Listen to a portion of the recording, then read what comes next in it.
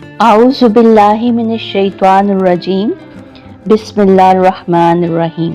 آج یہاں پر نبی کریم صلی اللہ علیہ وآلہ وسلم کے جس خوبصورت نام اور صفت کی حمد و ثنا، فضیلت اور توصیف بیان کرنے کی سعادت حاصل کریں گے، وہ نام نبی ہے طیب صلی اللہ علیہ وآلہ وسلم۔ طیب کا مطلب ہے پاک، خوشبودار، ستھرا، نیک اور عمدہ۔ یہ نام خود اس حقیقت کی علامت ہے کہ نبی کریم صلی اللہ علیہ وآلہ وسلم ہر اعتبار سے طیب تھے۔ باطن و ظاہر، قول و فعل، اخلاق و کردار، سب کچھ طیب اور پاکیزہ تھا۔ نبی کریم صلی اللہ علیہ وآلہ وسلم نہ صرف خود طیب تھے بلکہ آپ کی محفل، آپ کا کلام، آپ کا اخلاق اور آپ کی سیرت بھی طیب تھی۔ نبی کریم صلی اللہ علیہ وآلہ وسلم کو خوشبو بہت پسند تھی، یہاں تک کہ فرمایا، تمہاری دنیا کی چیزوں میں سے مجھے عورتیں اور خوشبو محبوب بنائی گئی ہیں، اور میری آنکھوں کی ٹھنڈک نماز میں رکھی گئی ہے۔ آپ صلی اللہ علیہ وآلہ وسلم کی ذات ہر طرح کی باطنی اور ظاہری آلودگی سے پاک تھی، اس لیے اللہ تعالیٰ نے آپ کو طیب بنایا۔ اللہ تعالیٰ نے قرآن میں طیب اور خبیث کے فرق کو بیان کرتے ہوئے فرمایا، سورۃ النور آیت نمبر 26، خبیث عورتیں خبیث مردوں کے لیے ہیں اور خبیث مرد خبیث عورتوں کے لیے، اور پاکیزہ عورتیں پاکیزہ مردوں کے لیے ہیں اور پاکیزہ مرد پاکیزہ عورتوں کے لیے۔ یہ آیت واضح کرتی ہے کہ نبی کریم صلی اللہ علیہ وآلہ وسلم طیبین کے اعلیٰ ترین مقام پر فائز ہیں۔ ام المومنین حضرت عائشہ رضی اللہ تعالی عنہا فرماتی ہیں، آپ کا جسم عطر خوشبودار تھا، آپ کے ہاتھ نرم اور معطر ہوتے، اور جب آپ کسی راستے سے گزرتے تو وہاں دیر تک خوشبو رہتی۔ آپ کا پسینہ خوشبودار ہوتا تھا۔ صحابہ اکرام رضی اللہ تعالیٰ عنہ گواہی دیتے ہیں کہ آپ کے پسینے کی خوشبو عنبر اور مشک سے زیادہ معطر ہوتی تھی۔ ایک مرتبہ نبی کریم صلی اللہ علیہ وآلہ وسلم دوپہر کے وقت قیلولہ فرمانے کے لیے حضرت ام سلیم رضی اللہ تعالیٰ عنہا کے گھر تشریف لائے۔ آپ وہاں آرام فرما رہے تھے کہ ام سلیم رضی اللہ تعالیٰ عنہا نے دیکھا کہ نبی کریم صلی اللہ علیہ وآلہ وسلم کے جسم اطہر سے پسینے کے قطرے سفید موتیوں کی مانند ٹپک رہے ہیں اور پورا کمرہ خوشبو سے مہک اٹھا ہے۔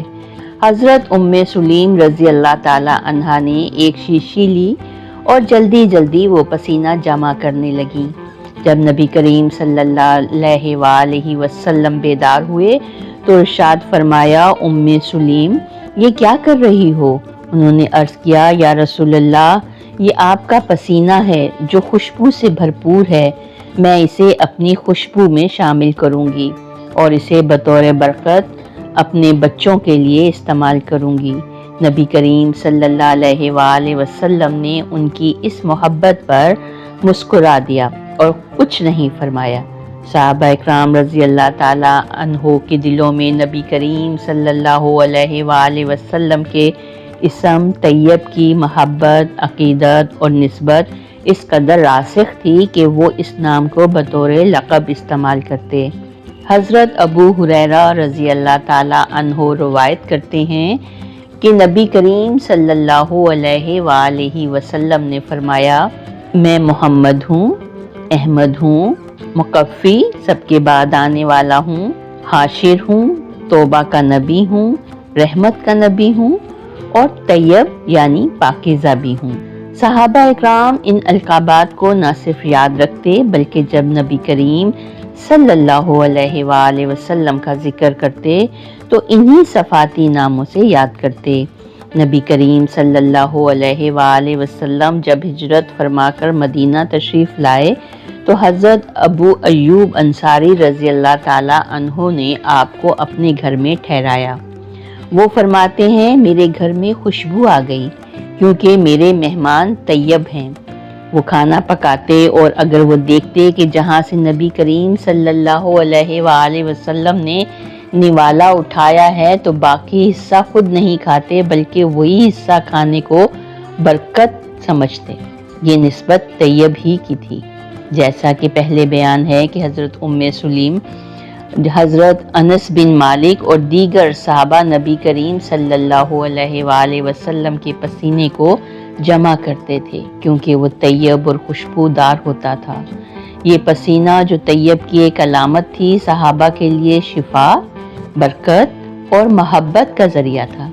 حضرت جابر رضی اللہ تعالیٰ عنہ فرماتے ہیں، جب رسول اللہ صلی اللہ علیہ وآلہ وسلم کسی راستے سے گزرتے تو ہم جان لیتے کہ یہاں سے طیب گزرے ہیں۔ حضرت عبداللہ بن عمر رضی اللہ تعالیٰ عنہ فرمایا کرتے، نبی کریم کو طیب اور طاہر کہہ کر درود بھیجتے اور یہی الفاظ محبت اور اداب کے اظہار کا ذریعہ ہوتے۔ حضرت جابر بن عبداللہ رضی اللہ تعالیٰ عنہ فرماتے ہیں، میں نبی کریم صلی اللہ علیہ وآلہ وسلم کے ساتھ ایک راستے میں چلا۔ آپ نے میرا ہاتھ پکڑا ہوا تھا۔ راستے میں ہم کسی کھجور کے درخت کے نیچے رکے۔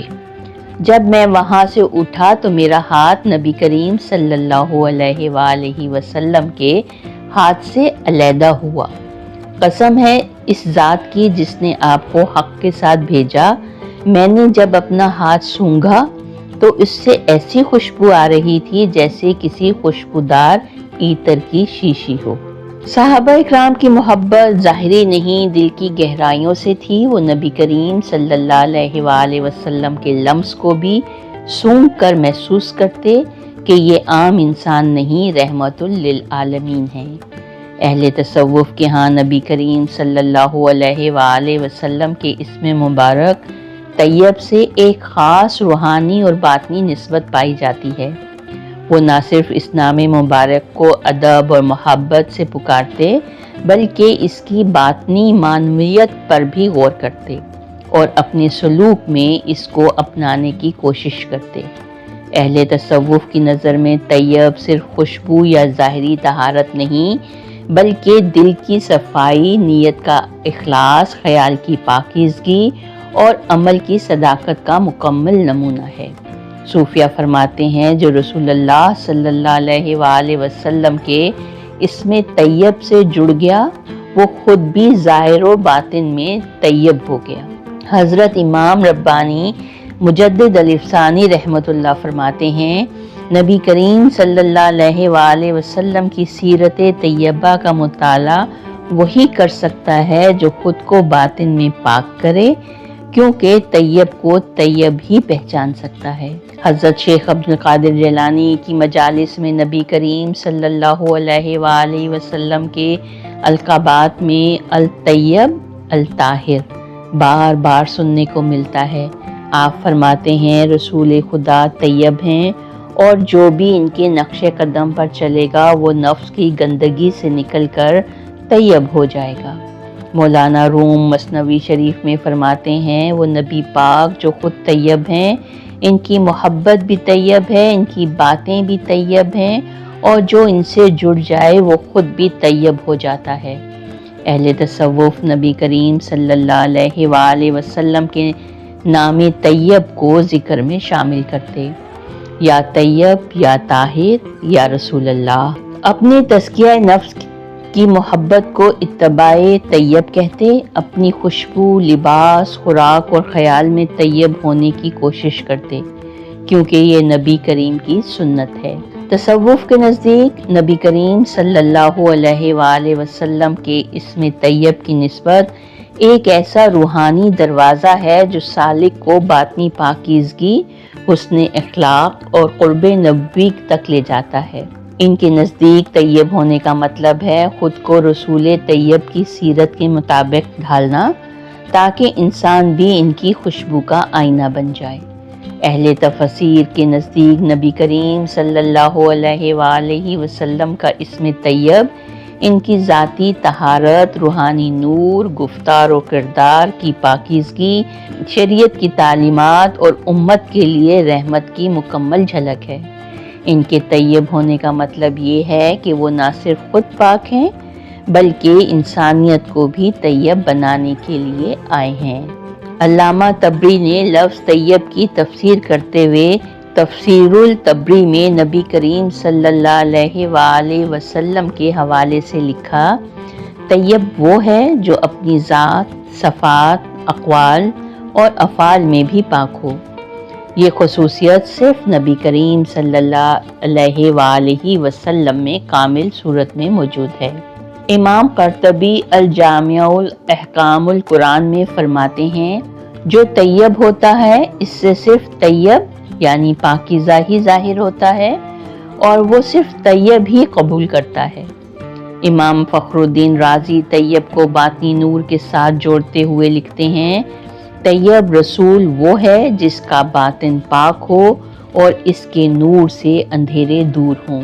علامہ آلوسی نے نبی کریم صلی اللہ علیہ وآلہ وسلم کی صرف طیب کی نسبت کو آپ کی بعثت کی حکمت کے ساتھ جوڑا ہے، یعنی اللہ تعالیٰ نے اپنے طیب رسول کو اس لیے بھیجا کہ وہ لوگوں کو طیب چیزوں کی طرف بلائیں اور خبیث چیزوں سے روکیں۔